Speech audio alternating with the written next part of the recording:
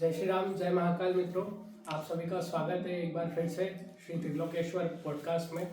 हमारे साथ पिछले एपिसोड से हमारे परम पूज्य पंडित जी श्री अर्पित व्यास परम शिवभक्त जो कि हमसे जुड़े हुए हैं। तो पिछले वीडियो में हमने कुछ सवाल किए थे पंडित जी से जिनका उन्होंने बहुत अच्छे से हमको सरलता से उत्तर बताया था, जो कि हमको जीवन में भी काम आएगा। तो आज हम और कुछ चीज़ें और कुछ बातें और कुछ सवाल के बारे में उत्तर जानेंगे पंडित जी से। तो उम्मीद है आप लोग आज भी जुड़ेंगे हमसे और उसी आनंद का आज भी आपको अनुभूति होगी। तो जय श्री राम, जय महाकाल। और कैसे हैं आप? बस मस्त है, महादेव की कृपा और शिवरात्रि की तैयारियों में लगे हैं। जी जी। शिवरात्रि बड़ी नज़दीक आ रही है, तो हमने शिवरात्रि के उपलक्ष्य के कुछ सवाल पूछे भी थे पिछले एपिसोड में जी। तो पंडित जी ने बताया था हमको क्या करना चाहिए क्या नहीं करना चाहिए। तो उम्मीद है आप लोगों ने उस चीज़ की तैयारी कर ली होगी, और नहीं की होगी तो हम आपको उसी वीडियो की लिंक इसके आपको कैप्शन में मिल जाएगी, तो आप वहाँ से पुराना वीडियो भी जाकर देख सकते हैं। तो अब हम आज का एपिसोड चालू करते हैं। आज के कुछ हमारे सवाल हैं जो कि जैसे आपने देखा होगा कि पंडित जी रुद्राक्ष की माला धारण करके रखते हैं हमेशा। मतलब एक माला तो आप सभी के सामने है, लेकिन जैसे मैं इतने नज़दीक में बैठा हूँ तो मैं देख पा रहा हूँ कि पंडित जी के गले में एक अंदर मोटे रुद्राक्ष की और एक बड़ी माला भी है। तो पंडित जी अगर आप हमको हमारे दर्शकों को थोड़ा सा बता पाए तो। रुद्राक्ष माला दिखा ठाकुर जी। अलग अलग मुखी के रुद्राक्ष हैं जिसके अंदर ये बारीक मोती बोलते हैं इनको, इंडोनेशियन दाना होता है, वहाँ का धारण कर रखा है। अलग अलग शिव पुराण के अंदर इसका वर्णन आता है, उसको ध्यान में रखते हुए धारण किया है। तो जैसा आपने देखा पंडित जी रुद्राक्ष की माला धारण करके रखते हैं, तो पंडित जी को बखूबी रुद्राक्ष के बारे में बहुत ज्ञान होगा। तो हम आज रुद्राक्ष का ही टॉपिक लेते हैं, रुद्राक्ष के बारे में ही पंडित जी से अच्छे से जानेंगे। तो उम्मीद है आप सब लोग हमारे साथ जुड़े रहेंगे। तो पंडित जी एक पहला सवाल मेरा आपसे रुद्राक्ष को लेकर ये है कि जो रुद्राक्ष है ये धरती पर आया कैसे, रुद्राक्ष की उत्पत्ति कैसे हुई, इसके बारे में थोड़ा सा मुझे और हमारे दर्शकों को थोड़ी जानकारी दीजिए। रुद्राक्ष शिव स्वरूप है। रुद्राक्ष को यदि अपन छंदी विच्छेद करते हैं तो रुद्राक्ष अक्ष, रुद्र का अक्ष ऐसा कहा गया है। जब भगवान भागवत जी में आप पढ़ेंगे या शिव पुराण में आप पढ़ेंगे तो भगवान शामदा शिव से ब्रह्मा और विष्णु की उत्पत्ति हुई, और विष्णु भगवान के नाभि कमल से ब्रह्मा जी की उत्पत्ति हुई, और ब्रह्मा जी को जब क्रोध आया था तब उनकी दोनों भुजाओं मतलब दोनों जो आईब्रो है ना, इसके बीच में से भगवान शिव की उत्पत्ति हुई। कहीं कहीं छींक के माध्यम से भी भगवान शिव की उत्पत्ति बताई गई है। तो वहां से शिव का जो स्वरूप निकला उसे रुद्र कहा गया। तो तीनों को अलग अलग काम दिए गए। ब्रह्मा जी का जो काम है उत्पत्ति करना, विष्णु भगवान का काम है लालन पालन भरण पोषण करना, और रुद्र का काम है संहार करना। तो रुद्र नाम तो वो हो गया। अब जब भगवान शामदा शिव कई समय तक भगवान शिव जी ने अपने आराध्य की तपस्या की, अपने जो इष्ट थे उनके आराध्य थे उनका कई वर्षों तक तपस्या के लिए आपने भी देखा होगा। भगवान शिव जी को सबसे ज्यादा आप जितने भी फोटो भगवान महादेव के देखोगे, देखो आजकल की वीडियो फोटो का हम नहीं कह रहे, क्योंकि आजकल तो क्या है कि भगवान को भांग पीते हुए वो बहुत ज्यादा हो गया है, और ये चलम गांजा ऐसा पीते हुए बहुत दिखाया। पर यदि अपन प्राचीन पद्धति या जैसे कि आज मेरे पास शिव पुराण भी है, आप देख पा रहे हैं इनके ऊपर जो भगवान का चित्र है वो ध्यान में भगवान शिव जी बैठे हुए। तो ओरिजिनल जो भगवान शिव जी का चित्र देखेंगे तो भगवान शिव जी लगभग आपको ध्यान में मिलेंगे। तब जब भगवान ध्यान में रहते तो ऐसा समय ऐसा था कि कई वर्षों तक भगवान ध्यान मुद्रा में लीन रहते थे, कई वर्षों तक, लाखों करोड़ों वर्ष बीत जाते थे।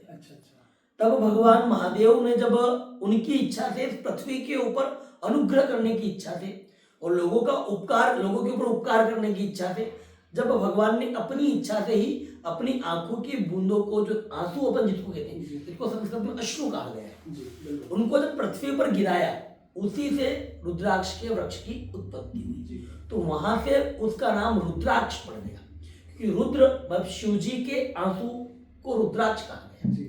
अब उस रुद्राक्ष को पृथ्वी पर जब वो आया उसके बाद ये महिमा जो मैं आपको एक कथा सुना रहा हूँ, ये शिव पुराण के अंदर भगवान शिव ने स्वयं पार्वती जी को सुनाई। ये मैंने आपको रुद्राक्ष की उत्पत्ति के बारे में बताया। इस प्रकार भगवान शिव जी की रुद्राक्ष की जो उत्पत्ति हुई इस प्रकार से हुई। और उसके बाद पृथ्वी पर रुद्राक्ष की मतलब आजकल तो खेती होने लग गई, जो भी चीजें होती है वो धीरे धीरे बढ़ती जाती है। तो आज तो रुद्राक्ष की कैसी खेती होती है, विशेष रूप से जहाँ ठंडे प्रदेश है, जैसे आप अपना लगभग मध्य प्रदेश है तो मध्य प्रदेश में आपको रुद्राक्ष वृक्ष तो काफी मिल जाएंगे, पर जो पैदावार होनी चाहिए वो यहाँ नहीं हो पाती। तो वो ठंडे इलाकों में, जैसे कि आप उधर जाएंगे देहरादून की साइड या हरिद्वार, हाँ उत्तराखंड में चले जाएंगे आप, या आप नेपाल चले जाएंगे, विशेष रूप से नेपाल में रुद्राक्षी। और कहीं मैंने पढ़ा है, और मुझे अभी मतलब पूरा बिल्कुल एग्जैक्ट तो याद नहीं है कि ऐसा मैंने सुना था कि रुद्राक्ष की जो अश्रु की बूंदें भगवान की गिरी थी वो नेपाल में गिरी थी। ऐसा कहीं पढ़ा है, पर मैं इसको प्रमाणित नहीं कर रहा हूँ, पर मैंने कहीं पढ़ा है या कहीं सुना है। तब बूंदे वहां गिरी थी, इसीलिए नेपाल में रुद्राक्ष की सबसे अच्छी शुद्धि रुद्राक्ष नेपाल में बनी थी। बाकी इंडोनेशिया में भी रुद्राक्ष अच्छा होता है, भारत में भी रुद्राक्ष बहुत अच्छा होता है। और ये 3 जगह का रुद्राक्ष विश्व में बहुत प्रचलित है और बहुत फेमस है। हर शिव मंदिर पे आपको रुद्राक्ष देखने को मिल जाएगी जी। तो रुद्राक्ष की उत्पत्ति के बारे में अभी हमने जाना पंडित जी से। पंडित जी ने बताया कि जैसे रुद्राक्ष प्रभु शिव का ही अश्रु का अंश है, तो वहाँ से रुद्राक्ष की उत्पत्ति हुई है। तो हमारे कुछ और भी सवाल हैं जो कि रुद्राक्ष पे ही बेस्ड हैं आज। तो हम पंडित जी से और दूसरा सवाल करते हैं कि जैसे रुद्राक्ष, पंडित जी आपने बता दिया कि वो प्रभु शिव के अश्रु हैं जी, तो उनका एक जो नॉर्मल इंसान है, जो व्यक्ति है, मनुष्य, उसके जीवन काल में, उसके जीवन में क्या महत्व होता है रुद्राक्ष का, वो थोड़ा सा आप बता दीजिए। अच्छा जी, देखिए बहुत अच्छा प्रश्न किया आपने। ऐसा कहा गया है कि जो व्यक्ति रुद्राक्ष को धारण करता है जी, वो शिवमय माना गया है जी, मतलब व्यक्ति यदि रुद्राक्ष धारण कर रहा है वो साक्षात शिव है जी।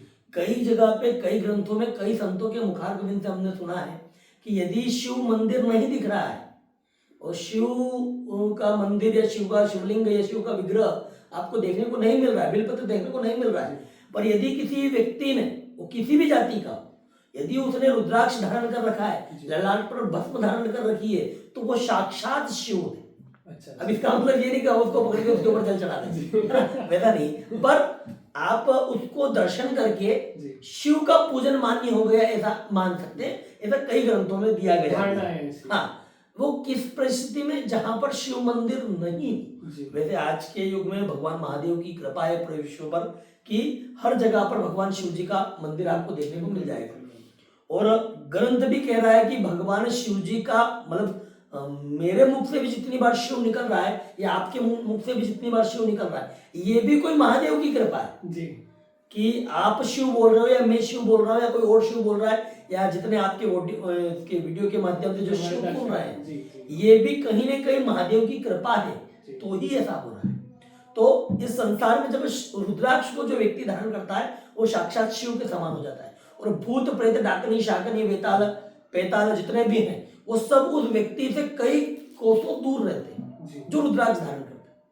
मतलब जिस व्यक्ति ने रुद्राक्ष को धारण किया है उसके आसपास एक ऐसा घेरा बन जाता है, एक ऐसी आभा बन जाती है जिससे भूत प्रेत डाकनी शाकिनी वेताल या जितने भी भारी दुश्मन है कह सकते हैं, या जो गलत शक्तियां हैं वो आपकी तरफ नहीं देखेंगी। उसके लिए व्यक्ति को रुद्राक्ष का धारण करना चाहिए। एक और बात, जो मनुष्य रुद्राक्ष को धारण करता है उसको जब वो स्नान करता है प्रातः काल, तब जो शरीर पर उस रुद्राक्ष का जल लगता है, तो ऐसा कहीं पर हमने सुना है कि उसके जल लगने मात्र से आपके शरीर पर शरीर शुद्ध की शुद्धि होती है। अच्छा अच्छा। तो अलग अलग जगहों पे अलग अलग ग्रंथों में ऐसा आया है।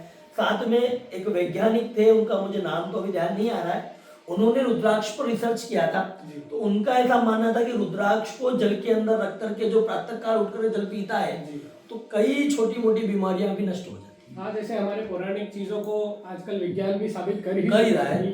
तो उसके लिए रुद्राक्ष को धारण करना बहुत उत्तम माना गया है और मनुष्य मात्र को रुद्राक्ष को धारण करना चाहिए। जो मनुष्य ने सनातन धर्म में जन्म धारण किया है उस व्यक्ति को रुद्राक्ष जरूर पहनना चाहिए।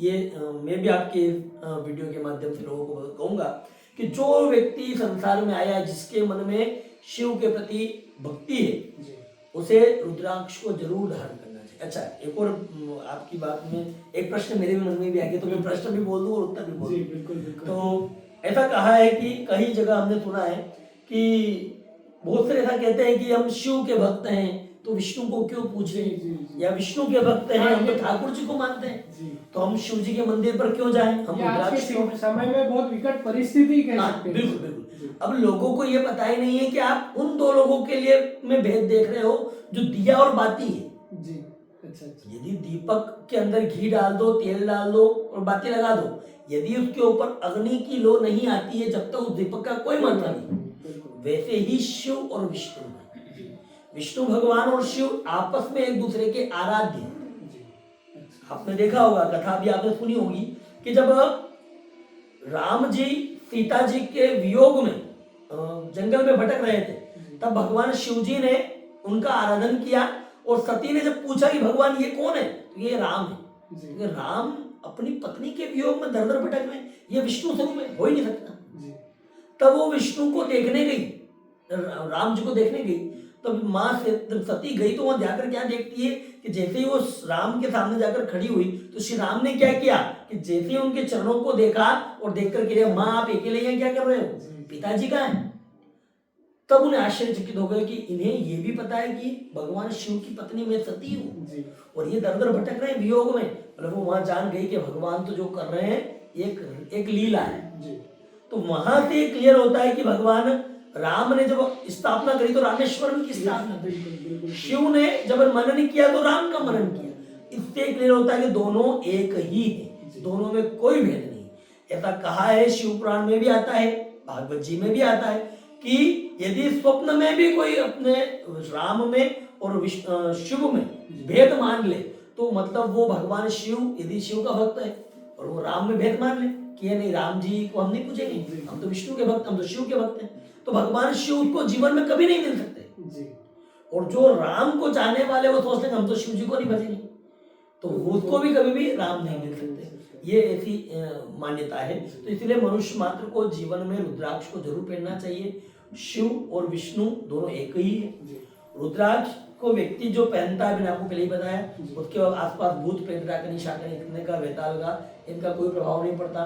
ये आजकल जो एक बहुत चल गया टोना टोटका, जी जी बिल्कुल। पंडित जी हमारे घर पर पीली सरसों मिली, पंडित जी हमारे घर पे तो ऐसा हो गया, ऐसे कई प्रश्न हमारे पास आते हैं। तो मेरा उन लोगों को भी यही कहना है कि आप रुद्राक्ष को धारण करें।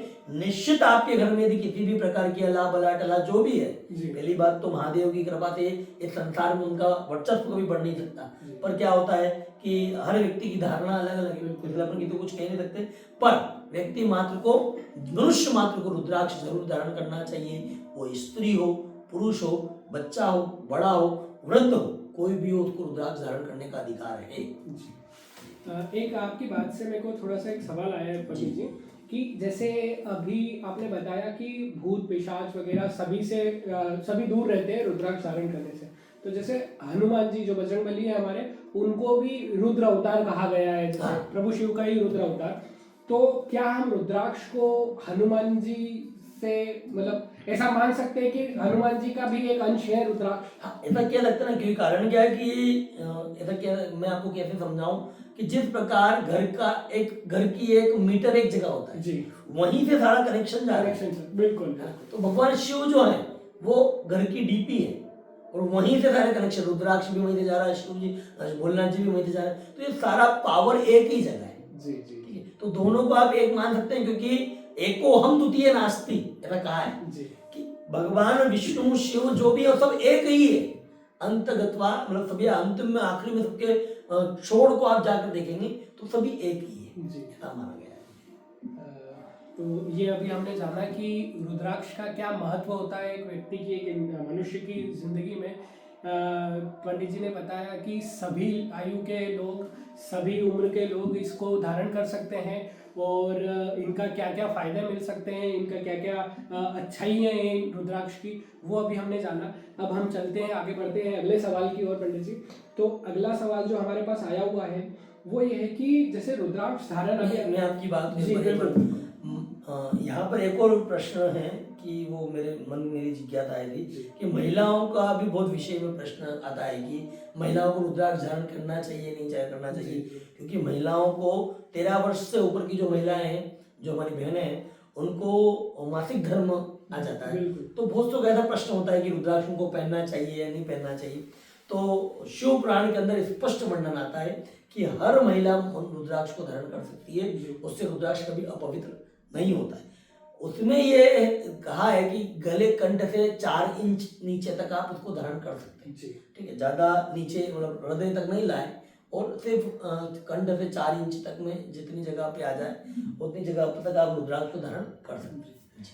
एक छोटा सा सवाल पंडित जी, अभी जैसे आपने ही सवाल करके और उत्तर दिया है अभी पंडित जी ने, उसी के अनुसार एक सवाल मेरे मन में भी आया है कि जैसे अगर हमने रुद्राक्ष धारण किया है, मान लीजिए कि मैं जैसे आपकी बातों से अभी प्रभावित हो रहा हूँ, तो अगर मान लीजिए कि ये कार्यक्रम के बाद मैं आपको कहीं से मैं भी रुद्राक्ष धारण करता हूँ, तो अगर मैं रुद्राक्ष धारण कर रहा हूँ तो क्या ये अनिवार्य है कि मैं पूरे 24 घंटे उसको रुद्राक्ष को अपने जैसे गले में धारण किया है तो मैं गले में रखूँ उसको?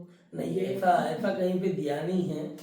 जैसे तुलसी की माला का ऐसा विधान आता है कि उसको जब कंठ पे पहनते हैं तो उसे कंठी कहते हैं, बड़ी बड़ी देखी।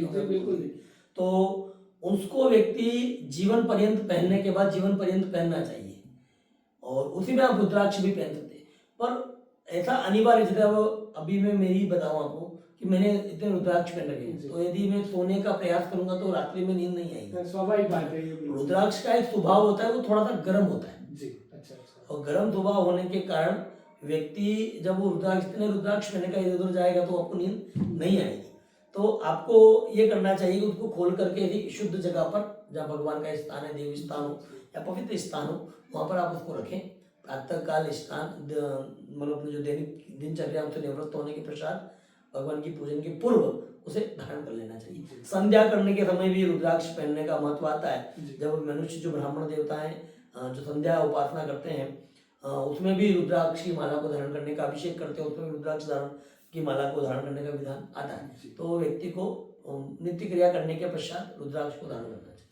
ठीक, तो जो अपन अब ये तो क्या है कि थोड़ा मेरे मन से सवाल आया था तो मैंने आपसे पूछ लिया, जो मेन सवाल था वो कुछ और था कि रुद्राक्ष धारण करने वालों को किन किन नियमों का पालन करना चाहिए। जैसे क्योंकि हमारी भारतीय संस्कृति बताती है कि हर चीज जो भी हम करते हैं उसके पीछे एक नियम होता है, एक कायदा होता है। तो अगर हम उस नियम कायदे से नहीं चल रहे हैं तो वो जो चीज आप कर रहे हैं वो व्यर्थ हो जाती है। तो इसमें भी रुद्राक्ष के लिए भी कहीं कुछ नियम तो हैं। तो आज अब पंडित जी से हम नियम भी थोड़े जान ले, क्योंकि हम जानकारी ले रहे हैं तो संपूर्णतः जानकारी ले वो ज्यादा अच्छा रहेगा।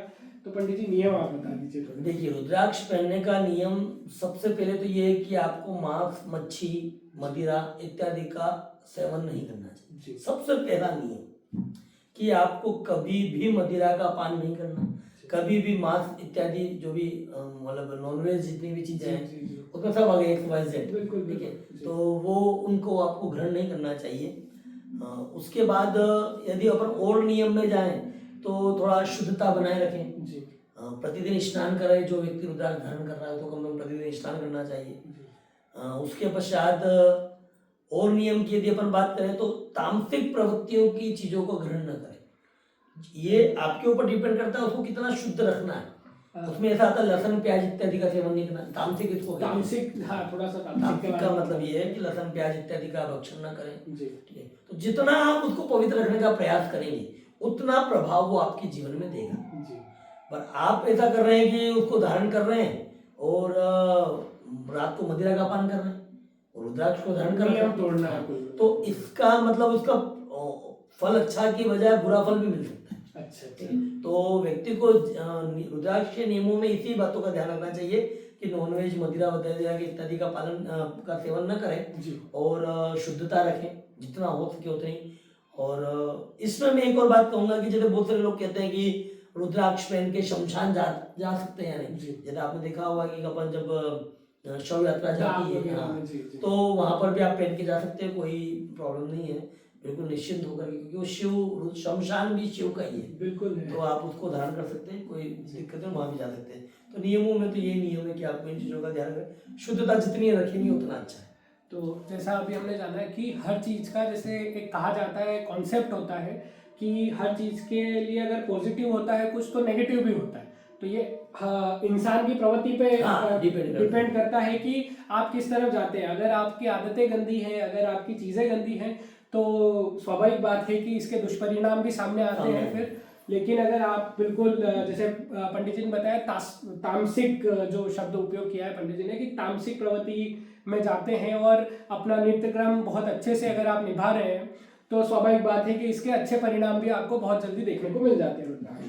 जी पंडित जी, अब अगला सवाल है कि जैसे हम रुद्राक्ष को जैसे प्रभु शिव से जोड़ा गया है, प्रभु शिव का अंश, जैसे आपने बताया अक्ष जो है, तो प्रभु शिव को रुद्राक्ष, जैसे हम लोग ने देखा है कि कितने शिवलिंग पे और प्रभु शिव की जहाँ भी प्रतिमा होती है वहाँ रुद्राक्ष का जरूरी तौर पर एक रुद्राक्ष तो हमको देखने को मिल ही जाता है। तो क्या प्रभु शिव को रुद्राक्ष बहुत ज्यादा प्रिय है, और अगर प्रिय है तो इतने प्रिय क्यों है, मतलब उनको ऐसा क्या खास लगाव है रुद्राक्ष से प्रभु शिव को, थोड़ा इस बारे में। वो ऐसी बात हो गई कि हमें हमारे शरीर से कितना प्रेम होता है जी, मतलब हमारा शरीर गंदे में जा रहा है तो अपन पहले विचार करते हैं नहीं ये गंदा है, इसमें नहीं जाना, ये अच्छा है, इसमें जाना है। तो वैसे ही वो जो रुद्राक्ष है वो भगवान शिव का ही स्वरूप है जी, शिव का ही अंश है।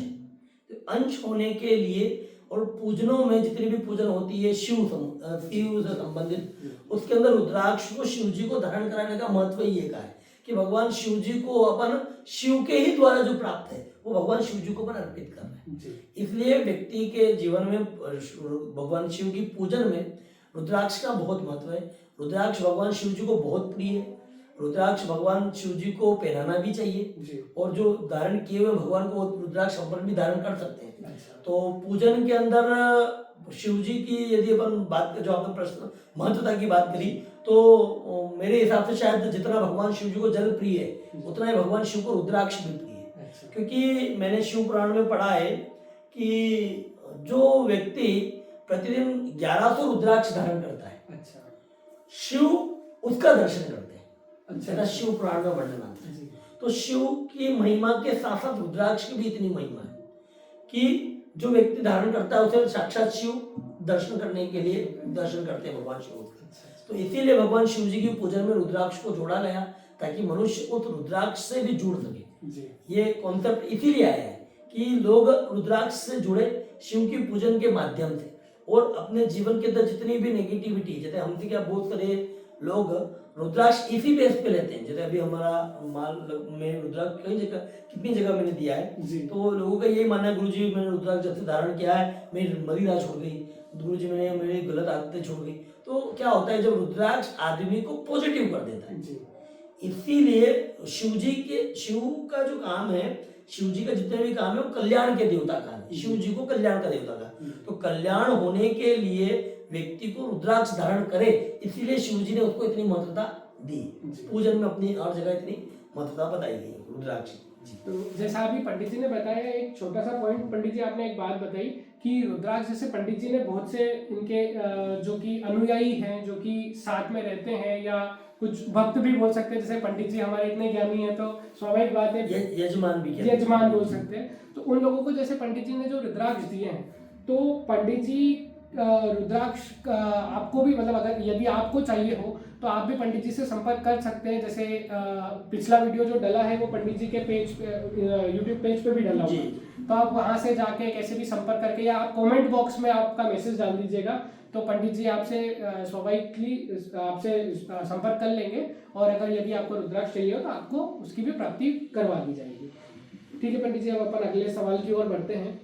अब जैसे हमने रुद्राक्ष के बारे में जाना, तो एक ये मैंने देखा है बहुत से लोगों में, अलग अलग लोगों में, कि कोई रुद्राक्ष ऐसे लंबा होता है, कोई रुद्राक्ष ऐसे लंबा होता है, कोई गोल होता है, कोई थोड़ा सा टेढ़ा होता है, मतलब रुद्राक्ष की भांति भांति की हमने प्रतिमाएं देखी है। तो मैं ये जानना चाहूंगा कि क्या ये जो प्रतिमाएं, इनसे क्या रुद्राक्ष के प्रकार निर्धारित होते हैं, और अगर प्रकार निर्धारित होते हैं तो कितने क्या प्रकार होते हैं, थोड़ा सा इस बारे में बताइए। रुद्राक्ष एक ऐसा है जिससे मनुष्य का जीवन है जी, आपकी उत्पत्ति हुई जी, आपकी उत्पत्ति होने पर आपके जैसा व्यक्ति संसार में दूसरा नहीं मिलेगा जी। जैसे कि आजकल सरकार भी फिंगरप्रिंट लेती है, बिल्कुल ले रही है। आपका फिंगरप्रिंट पूरे विश्व में कितने मैच नहीं होगा। विश्व का तो मुझे भी नहीं पता, जो अपन इतने ज्यादा ध्यान नहीं है, पर हाँ भारत में तो नहीं होगा।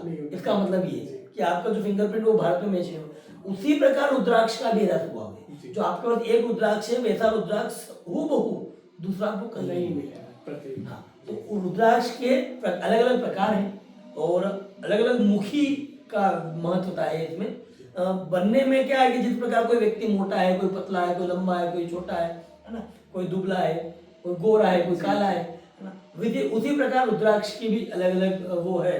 तो जैसा फल पर उत्पत्ति हो जाए उस वो वैसा रुद्राक्ष माना गया है। तो इसके लिए उसमें मोटा पतला छोटा बड़ा होने से कोई वो नहीं है। पर हाँ, शिव पुराण में ऐसा आता है कि जो आंवले के प्रति रुद्राक्ष होता है वो सर्वश्रेष्ठ होता है, जो बोर की गुठली के बराबर होता है वो भी श्रेष्ठ होता है, जो बिल्कुल बारीक दाना होता है वो उससे भी ज्यादा श्रेष्ठ होता है। ऐसी अलग अलग बातें शिव पुराण के अंदर बताई गई है। तो रुद्राक्ष का जो है आप बिल्कुल बारीक दाना भी पहन सकते हैं, बिल्कुल बड़ा दाना भी पहन सकते हैं। पर कुछ यजमान ऐसे जो कर्मकांड करने वाले वो तो शौक से पहनते हैं, पर जो अलग लोग हैं जैसे आप लोग हैं तो वो लोग रोज ऐसी माला पहन करके नहीं घूम सकते, है ना। तो उसके जैसे मैंने भी आपने देखा होगा कि मैंने एक माला ऊपर बाहर पहन रखी है, बाकी माला अंदर है। तो ये किसी को दिखाने का स्वरूप नहीं है, हम किसी को दिखाना नहीं चाहते, पर बाहर इसलिए पहनी। मुझसे भी बहुत सारे लोग ये प्रश्न करते हैं, गुरुजी आप तो बाहर ही पहनते हैं। तो मैंने कहा जितनी मैं बाहर पहनता ना उससे कई गुना ज्यादा अंदर पहनता हूं। पर बाहर का कहने का मतलब है जब हाथी के दांत कुछ दिखाने के अलग होते हैं और खाने के अलग होते हैं। इससे क्या है कि जब सामने वाला कोई शक्ति है तो पहले ही पहचान लेगा कि इस व्यक्ति के पास अपने को नहीं जाना है, इसके पास बहुत बड़ा पावर है, या इसका कनेक्शन किसी बड़े व्यक्ति के साथ है। ठीक है, यदि आपकी गाड़ी के नेम प्लेट पे लिखा हो कि सांसद या विधायक या जो भी मतलब है, तो कुछ लोग समझ जाते हैं कि यार ये बड़े व्यक्ति का पहचान। तो वैसे ही जब रुद्राक्ष धारण किया है, भस्म ललाट पर है, तो वो भूत प्रेत डाकने शायद जितनी भी शक्तियां हैं, गलत शक्तियां हैं, हाँ वो सभी समझ जाते हैं कि ये व्यक्ति किसी बड़े व्यक्ति से जुड़ा हुआ है, या उनका अंश है, या उनके जो हल्का सा जुड़ा हुआ है, जो भी उनकी तरफ उनका इसका झुकाव है, तब वो हमारे पास नहीं आते। तो ऐसे व्यक्ति को ऐसी कहीं पर भी प्रमाण नहीं है कि छोटा पहनना चाहिए, बड़ा पहनना चाहिए। हर चीज का अलग अलग महत्व है और वैसा ही व्यक्ति को धारण कर सकता है, छोटा भी कर सकता है, बड़ा भी कर सकता है, बारीक दाना भी पहन सकते हो आप, बड़े दाना भी पहन सकते हो आप, जो आपको उचित लगे, जो आपको सुटेबल हो वो आप दाना पहन सकते हो, ऐसा वो कोई नहीं है। तो इनके कुछ प्रकार भी होते हैं? हाँ बिल्कुल, ये 1 मुखी से 14 मुखी तक का शिव पुराण में वर्णन आता है जी। इसके अंदर क्या होता है कि रुद्राक्ष की जो लाइनें होती है जी, वो लाइनें तय करती है कि कितना मुखी है। अच्छा अच्छा। और जितने लाइनें उतने अंदर बीज होते हैं। अच्छा, तो जितने लाइनें उतने अंदर बीज होंगे और जितनी लाइन है उतना ही मुखी उसे कहा गया है। पर शिव पुराण का यदि अपन देखते हैं तो शिव पुराण में इसका वर्णन सिर्फ 1 मुखी से 14 मुखी का आता है। बाकी मैंने मेरे जीवन काल में 27 मुखी 28 मुखी तक भी रुद्राक्ष देखे हैं। अच्छा, क्योंकि ये तो जंगलों में उगता है तो इसके ऊपर बाकी हाँ मैंने उसके आगे का तो मुझे कुछ नहीं है, मतलब अभी तक मुझे तो नहीं मिला। हो सकता है कि बहुत के बाद जाने। देखो हरि अनंत हरि कथा अनंता कई जगह इतने विद्वान हैं कि हम उनकी जो वो चल करके निकल जाए कई वर्षों बाद जो उनके चरण जहाँ पड़े थे उसकी रच के समान भी नहीं है। तो वैसी स्थिति को अपन देखें तो मैंने तो अभी तक 14 मुखी तक का शिव पुराण में वर्णन सुना है, उसके आगे का वर्णन अभी तक कभी सुनने को नहीं मिला है। तो मैं तो 14 मुखी तक की जानकारी दे सकता हूँ आपको, 14 मुखी तक का ही बता पाऊंगा।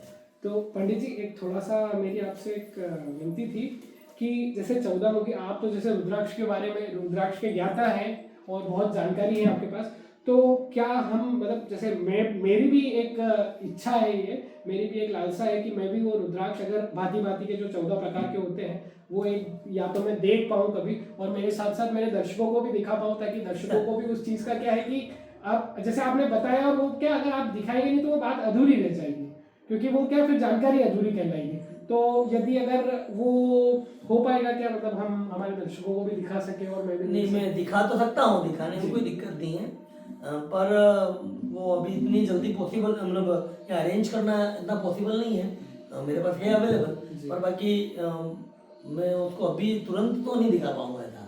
ठीक है, तो कोई बात नहीं, हम दर्शकों को थोड़ा सा एक विलंब के लिए बोल देते हैं।